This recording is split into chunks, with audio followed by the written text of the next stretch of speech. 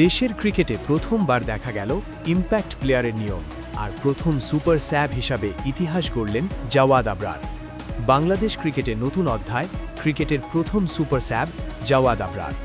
সেই সাথে দেখা গেছে অদম্য বাংলাদেশ টি-20 কাপে গ্যালারিতে ব্যাপক দর্শকের উপস্থিতি, সেই সঙ্গে মজার এক ঘটনা।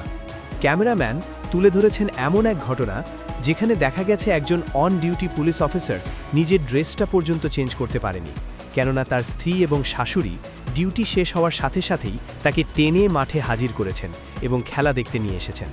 ক্যামেরাতে তাদের যখন দেখানো হচ্ছিল, সেই পুলিশ অফিসার ইশারা করে তার স্ত্রীকে বলছিলেন, দেখো আমাদের দেখানো হচ্ছে।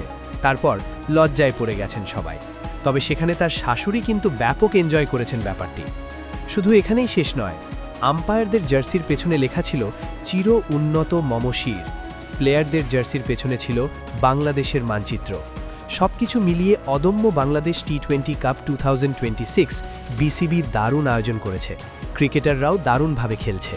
তবে এদিন মাঠে নেমে দারুণ শুরু করলেও সেই হারিয়ে ফেলে দুরন্ত একাদশ, যেখানে দারুণ বোলিং করেছেন রিশাদ হোসেন। 4 ওভার বোলিং করে মাত্র 21 রান খরচায় তুলে নিয়েছেন 3টি উইকেট।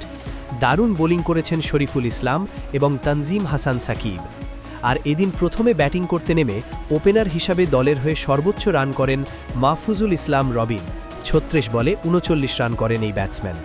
শুরুতে ব্যাটিং করতে নেমে ঝড় শুরু করলেও ইনিংস বড় করতে পারেনি জিসান আলম। 7 বলে 15 রান করে ফিরে গেছেন এই ব্যাটসম্যান। এরপর সুবিধা করতে পারেনি আজিজুল হাকিম তামিম। 21 বলে 16 রান করেন তিনি।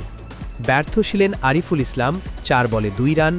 আকবর আলী দারুণ শুরু করেছিলেন, তবে 10 বলে 18 রান করে ফিরে গেছেন প্যাভিলিয়নে।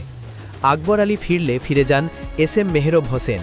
10 বলে 15 রান করে এই ব্যাটসম্যান ফিরে গেলে 113 রানের মধ্যেই দুরন্ত একাদশ হারিয়ে ফেলে। 113 রানের মধ্যেই 6 উইকেট। এরপর দেখা যায় ইম্প্যাক্ট প্লেয়ার জাওয়াদ আবরার। মাহিদুল ইসলাম অঙ্কনও এদিন ব্যর্থ ছিলেন, 6 বলে 5 রান করেছেন।